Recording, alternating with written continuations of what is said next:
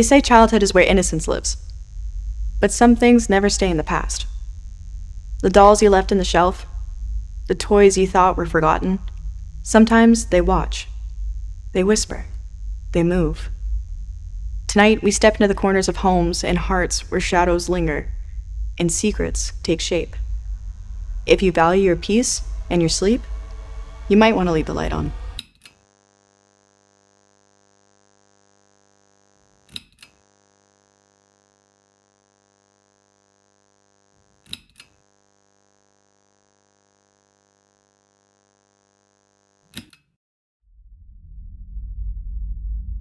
I inherited my grandmother's house and avoided the attic for days.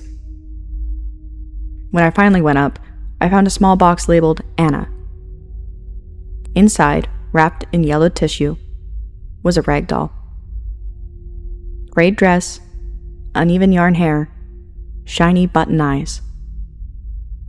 Ordinary? Harmless, I thought. That night, I woke to soft thumps from the living room.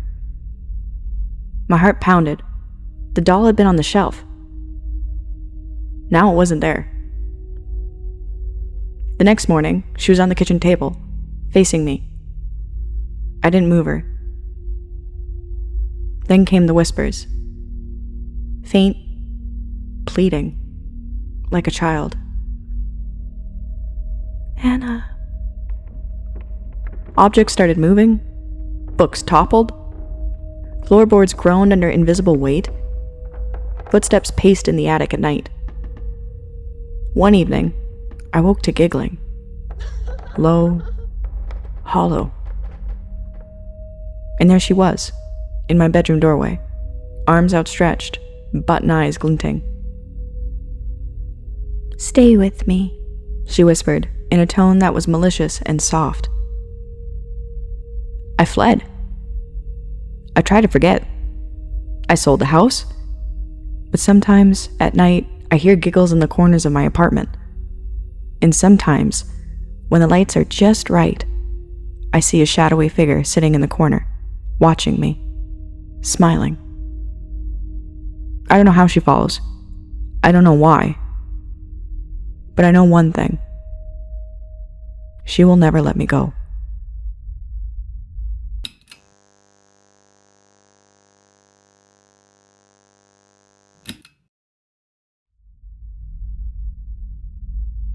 I got a doll for my birthday.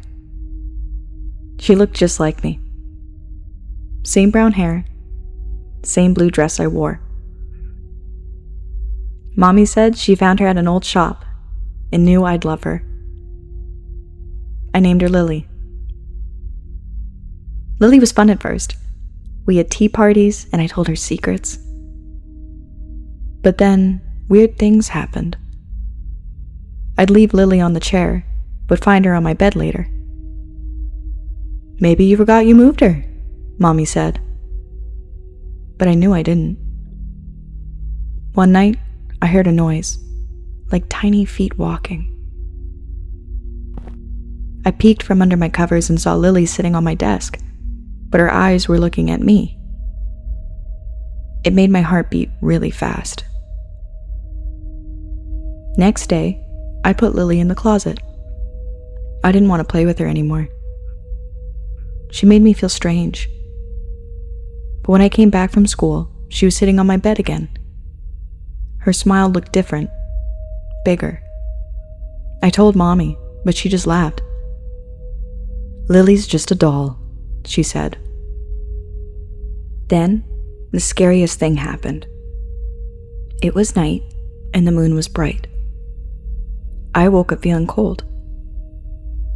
I looked around and I wasn't in my bed.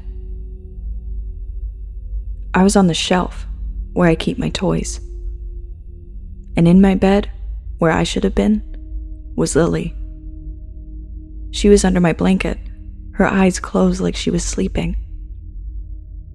I tried to scream, but no sound came out. I couldn't move. My arms and legs were stiff as wood. I looked down at my hands. They weren't my hands. They were doll hands. I don't know how long I stayed there. The moon moved across the sky, and the room got darker. Then light peeked in. Morning. When Mommy came to wake me, she didn't see me on the shelf. She went to the bed. "Time to get up, Amy," she said to Lily. Lily moved. She stretched and yawned like she was really me. I wanted to cry, to tell Mommy it was me on the shelf. But I couldn't. I was just a doll. Mommy left the room, and Lily got dressed in my clothes. She looked in the mirror and smiled. But her eyes were scary, not like mine. I sat on the shelf every day, watching Lily.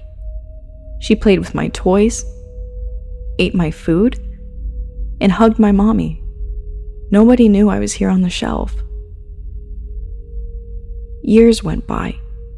So many years, sitting on the shelf in my room. But it wasn't my room anymore. It was Lily's room now. She grew taller and older, but I stayed the same, a small porcelain doll with a silent voice. I watched Lily become a teenager, then a grown-up. She stopped playing with dolls, stopped noticing me on the shelf. I was just a forgotten toy in a room filled with memories. Then, one sunny day, Mommy decided to have a garage sale. She gathered old things that weren't needed anymore, and that included me. I was placed on a table with other old toys, my dress faded and my hair a bit tangled. People came and went, looking at all the stuff.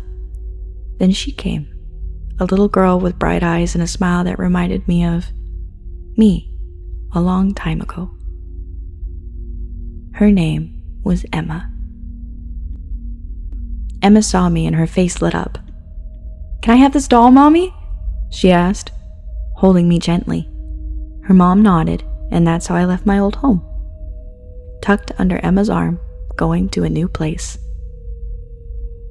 Emma's room was full of colors and laughter. She played with me every day, telling me stories and secrets, just like I used to with Lily. She named me Rosie, and I loved that name. It felt new and happy. Then, something strange happened. One morning, I felt a tingle in my fingers. It scared me, but also made me hopeful. Each day, I felt more and more. My arms, my legs, they started to feel real again. One night, under the moonlight streaming through Emma's window, I felt it. I could move, just a little, but it was movement. My heart, if I still had one, was beating so fast. I closed my eyes, wishing, hoping. When I opened my eyes again, it was morning, but everything was different. I was in Emma's bed, covered in her blanket. I sat up, looking at my hands. They were real hands again. I jumped out of bed and ran to the mirror. But the reflection staring back wasn't mine. It was Emma's face.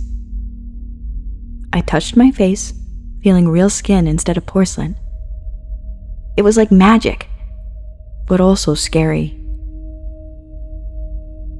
I turned around and saw the shelf where I used to sit.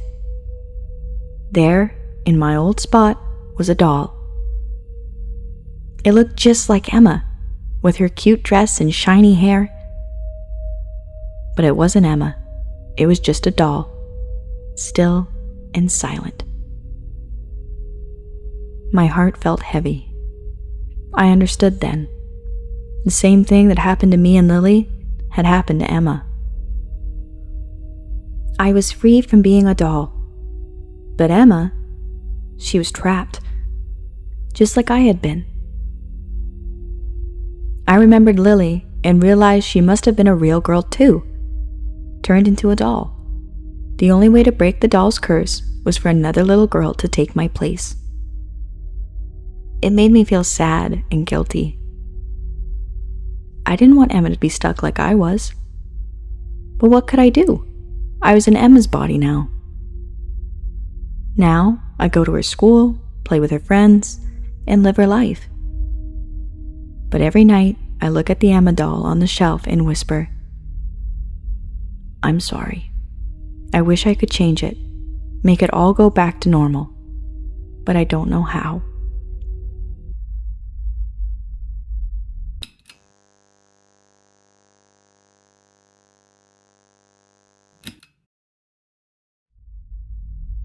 Whenever people come to my house, they inevitably ask about Lily doll. So I explained that she was given to me by my grandma, who passed away when I was 14. This answer satisfies most people, but others, those who can't seem to get away from Lily doll's two large eyes, ask why she's in such a prominent place, with her own little shelf to the side of my TV.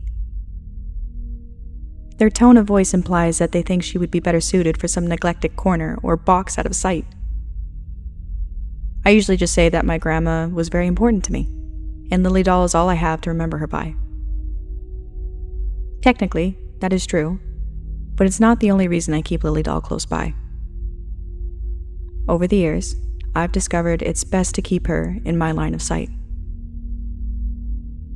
The first time I saw Lily doll was at my grandma's house. It was October, my favorite time of year.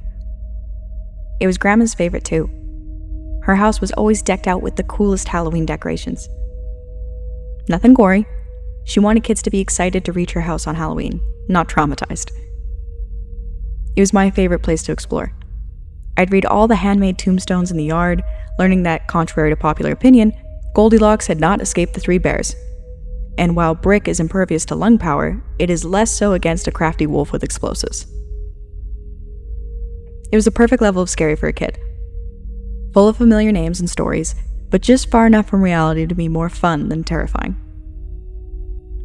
Grandma's living room was equally decked out, but the tombstones were replaced with figurines scattered on the shelves and tables. There was a pumpkin man, a vampire asleep in his coffin, even a dancing skeleton. And peeking out of the corner of a shelf I was just tall enough to touch was Lily doll. "Grandma, what's this one supposed to be?" I asked, pointing a finger up at the doll. "Why, that's not a Halloween decoration," my grandma replied. "That's Lily doll." "Lily doll?" I asked. "Oh, yes. I've had Lily doll for years and years.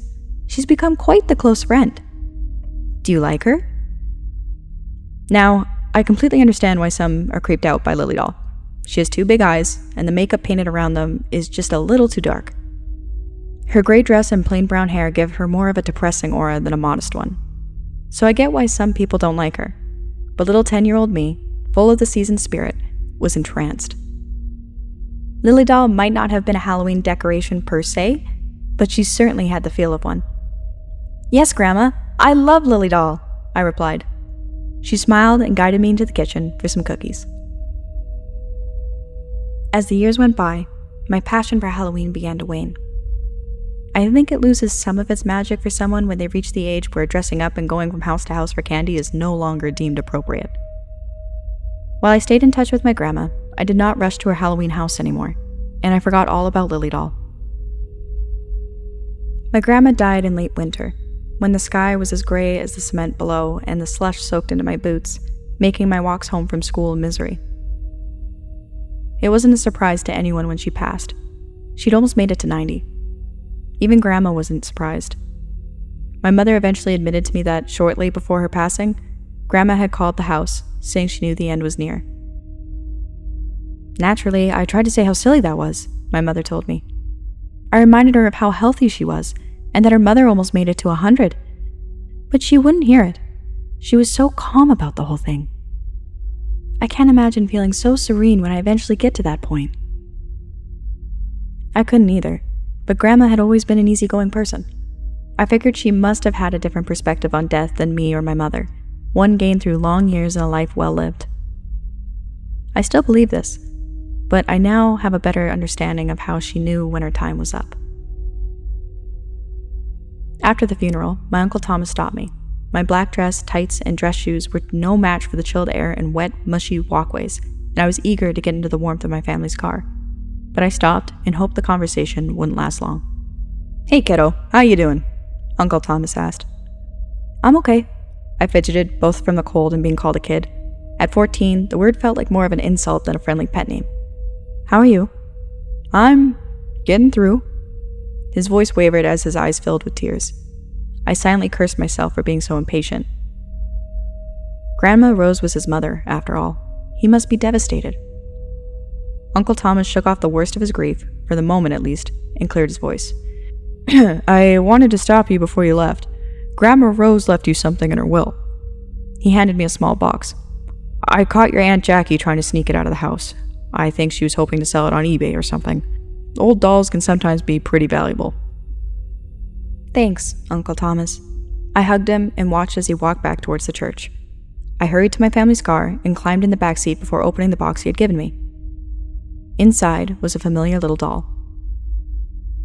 I ran my fingers over her delicate face. I wondered if she was made of china, but I was never good at telling such things. Hello, Lily Doll. Do you want to come home with me? I asked playfully. Lily Doll made no move to answer me. How could she? She was a doll. But I got the feeling that she was indeed pleased to be coming home with me. I sat her in my lap for the drive home and placed her on my desk once we arrived. Except for the times when I would glance over and smile at her while I did my homework, I mostly forgot about Lily Doll once again. I noticed that, despite not seeming particularly sturdy, she had no problem standing on her own, but not knowing much about how old dolls were made, I didn't put much thought into it. A year passed, and I had fully succumbed to the pressures of adolescence. I was desperate for my peers to not only accept me, but to find me cool. I had started dressing better and putting more of an effort into my physical appearance, and some of the more popular students had taken notice.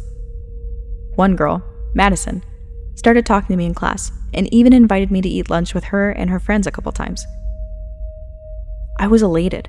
I thought getting into Madison's circle would grant me some sort of protection from the bullies.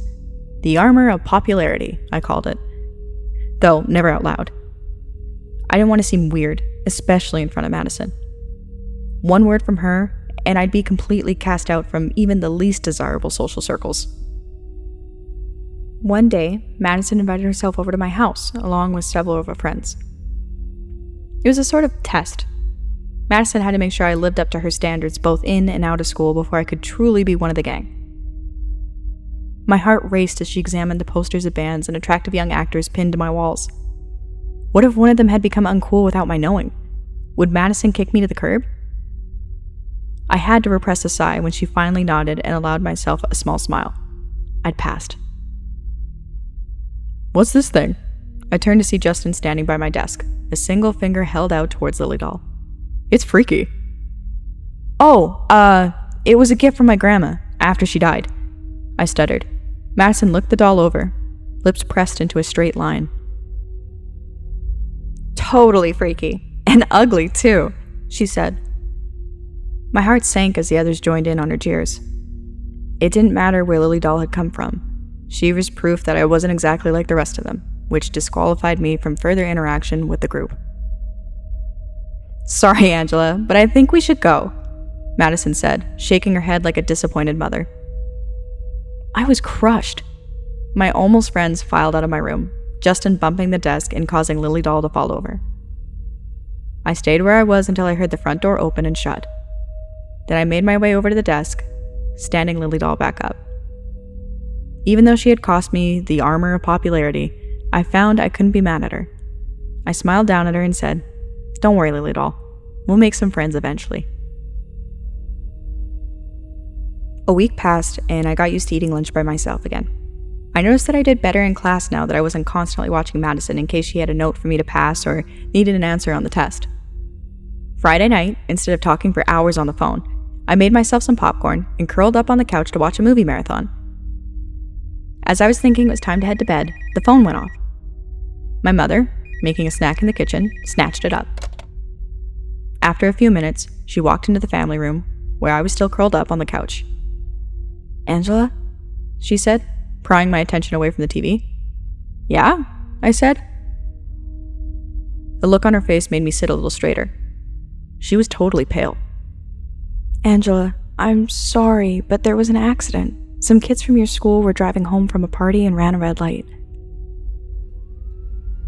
Another car hit them. They're in the hospital right now." One boy. He died before the ambulance arrived. I was quiet for a moment, absorbing what my mother had just told me. Who was the boy? I asked. I'm not sure. I think his name started with a J? Jason? No, Justin. That was his name, Justin. My stomach clenched. My skin ran cold as I tried to process the information. My mother squeezed my shoulder and gave me a small smile. I'm glad you're safe, she said before walking away. I shut off the TV and went up to my room. I sat on my bed, unable to sleep. I looked over at Lily Doll on my desk. I remembered how Justin had made fun of her, called her a freaky thing before knocking her over, though I didn't think that was on purpose. I hadn't liked Justin, but that didn't mean I wanted him to die. I wondered how the others were doing in the hospital. Eventually, I fell into an uneasy sleep. It was another few months before I started to notice the strange pattern with Lily Doll. I was staying late in art class, talking to my favorite teacher, Mrs. Cinders. I loved to draw, but I also liked how I felt I could talk about anything with Mrs. Cinders. She didn't see our worries as trivial. She took everyone seriously and talked to us like adults. We'd been discussing a book she'd recommended to me when she noticed the time. Oh, I'm sorry, dear, but I have a faculty meeting tonight. I should head over there. I'm not as fast as I used to be. That's okay, Mrs. Cinders. I'll see you tomorrow. I walked with her part way, then turned toward the front doors, waving at her over my shoulder. When I walked into my room, I immediately sensed that something was off. I looked over at my desk as I tossed my backpack to the floor. Lily Doll had fallen on her side. That was odd. I hadn't seen that since Justin had knocked her over. Hey, Mom, were you in my room earlier? I shouted out the doorway. I heard her shuffling around in the office. No, sweetie, I haven't been in your room all day, came the reply. I stared at Lily Doll for a moment before moving to stand her up again. The next day, I took my seat in art class, eager to talk with Mrs. Cinders again. Except she didn't show up. Instead, a substitute came in. He wrote an assignment on the board, then sat and read a book while everyone else got to work. I wonder where Mrs. Cinders is, I said to myself as I scribbled on the paper before me. She never misses class. Didn't you hear? The girl next to me said, startling me. I hadn't realized anyone had heard me. Mrs. Cinders had an aneurysm last night. Her husband found her lying on the kitchen floor, dead. I was stunned. I couldn't focus on work for the rest of the period, and I walked home in a daze. Mrs. Cinders dead? My heart ached with grief. I'd felt so close to her for so long, and now she was just gone. It was similar to how I felt when I first heard that my grandma had died. I rushed past my mother when I got home, not able to explain the tears trickling down my cheeks. I curled up on my bed and let sobs rack my body. High school was hell for me, but Mrs. Cinders had made it just a little more bearable. I cried because she was gone, and I cried because, once again, I was alone. I'm not sure how long I stayed like that, but I do remember looking up to see Lily Doll staring at me from my desk. I sniffled and thought of how I'd found her on her side yesterday, how she'd tipped over when Justin bumped the desk. I started to wonder, could there be a connection? I didn't tell anyone about my suspicions because, well, they sounded insane. How could there be a connection between my doll and people's deaths?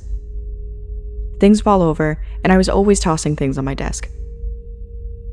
I probably knocked her over and didn't notice until long after.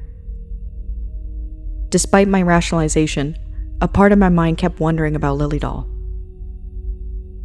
Eventually, the hell that was high school ended, and I went off to college. Life actually got better.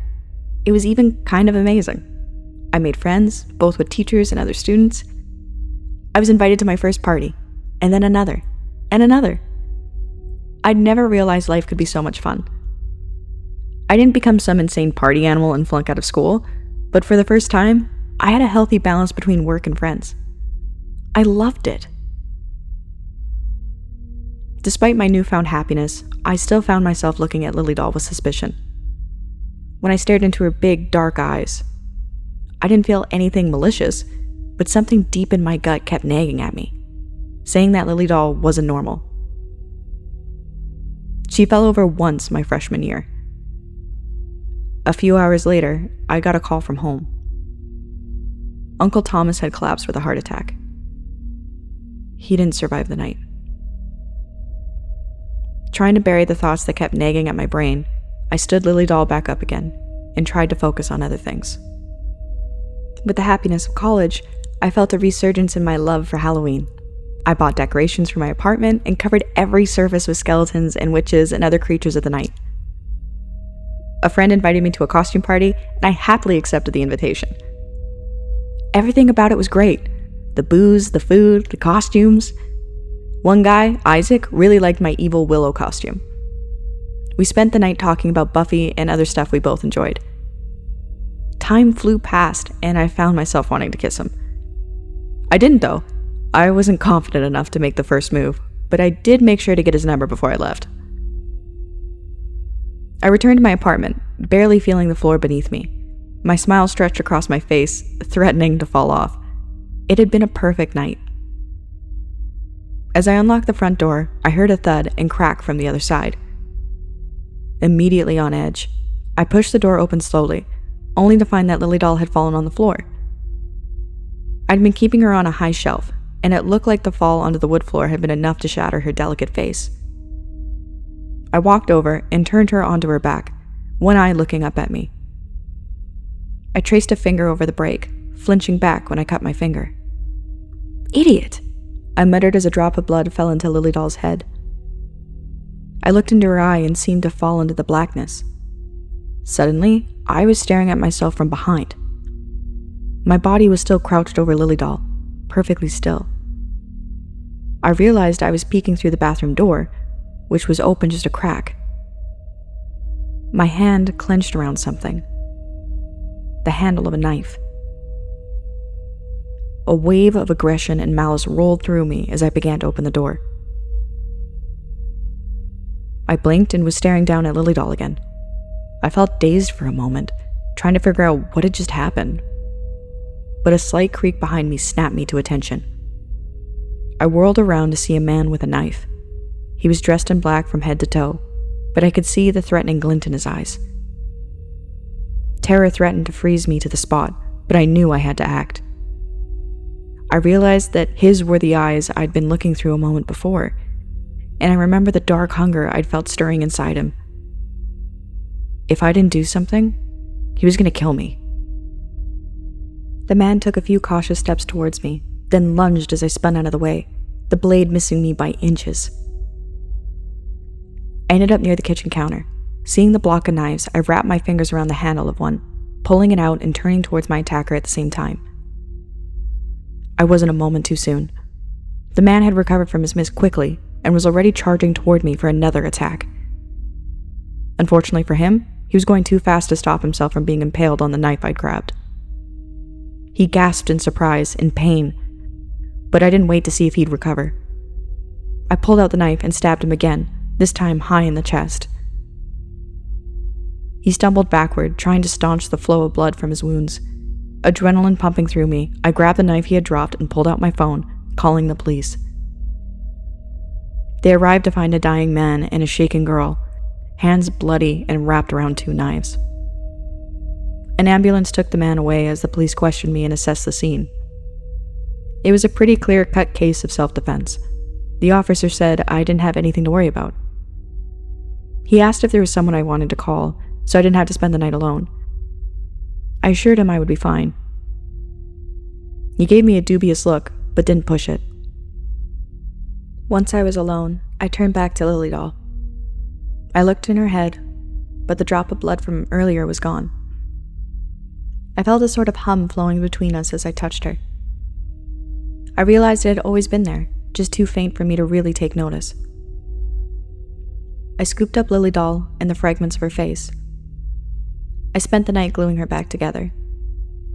After an hour or so, I leaned back to assess my work. Her face was a series of cracks, glue seeping between the pieces. I wasn't very good at fixing things, but for some reason, I thought I'd be able to fix Lily Doll. Grabbing a new knife from my kitchen, the police took the other two as evidence. I sliced open a finger, tracing over the cracks with my blood. I waited for a moment after I finished. Nothing happened. Lily Doll looked even worse now. I should have waited to take her to a professional. Saddened, I wrapped up my finger and curled up under the covers, too drained from the night's events to stay awake any longer. In the morning, I woke to find Lily Doll looking as good as new. All the blood, glue, and cracks had disappeared from her face. She looked just like she had the first day I saw her. I ran my finger over her delicate features. I could still feel the humming, and it got stronger when I stared into her eyes. After that, I stopped trying to deny Lily Doll's ability to predict death. I still didn't tell anybody, but I was content to keep the secret, as my grandma must have before me. Over the years, I continued to find Lily Doll fallen on her side, but she never shattered again. I think my blood made her too strong for that. I know what it means when I find her on the floor or on her side, but I don't have to wait for a call anymore to confirm. Instead, I just stare into Lily Doll's eyes. Through her, I can see who's going to die. Sometimes, I can even determine how and when. It is a power I act on sparingly. I cannot save everyone. Death is natural for us humans. Mrs. Cinders, my grandma, Uncle Thomas, it was time for them to move on. But sometimes I decide to fight it, like when I pulled Isaac out of the way of that drunk driver just before their car jumped the curb, slamming into the light post we'd been kissing under. Sometimes I think about telling Isaac how I knew the car was coming, but it feels wrong. Lily Doll chose me all those years ago, and she saved my life. It's the least I can do to keep her secret. So that's why I keep her in a place of honor in my home, so I can know when danger is coming, so I can protect my family. Isaac sometimes teases me about Lily Doll, but his voice is always full of affection. I can tell that he secretly likes Lily Doll. She likes him too. Lately, my youngest child, Noah, has taken an interest in Lily Doll. I often find him staring up at her.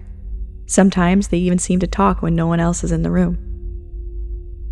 It warms my heart to see them getting on so well. I was so hoping to keep Lily Doll in the family, and it looks like she feels the same. Some toys we leave behind. Some toys never truly leave us. The whispers linger, the shadows move, and those forgotten dolls remember.